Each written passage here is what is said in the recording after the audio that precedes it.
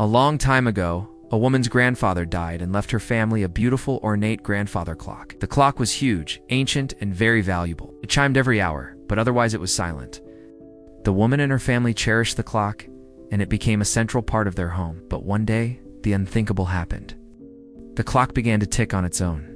At first, they thought it was just a minor malfunction. After all, it was an old clock. But soon they realized that the clock wasn't keeping time. It was counting down. They tried to stop it, but it wouldn't stop ticking. And as the clock ticked, they grew more and more afraid. Then one day, the clock struck 0, and their worst fears were realized. The woman's grandmother, who was the oldest person in the house, died. They were shocked and horrified. Could the clock have killed her? They didn't know what to do. Should they get rid of the clock? Where should they put it? What if it struck again?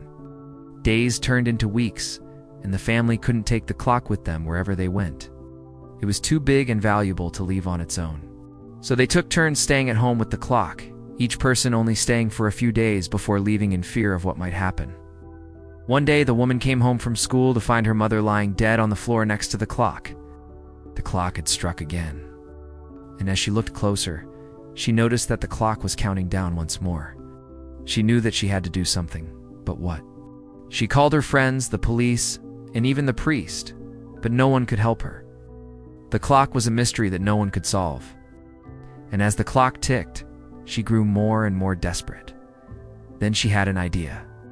She would count down with the clock, not up, but down. If the clock was counting down to death, then maybe she could use that to her advantage. So she started counting down with the clock, and when it reached 0, she would be ready, and that's what she did. She counted down the hours, minutes, and seconds, and when the clock struck 0, she was ready. And that's when she realized that the clock wasn't counting down to death. It was counting down to life. And as she embraced that, she understood that her grandfather had given her the greatest gift of all, the gift of time. Thank you for watching. We hope you enjoyed the story. If you did, don't forget to like and share it with your friends.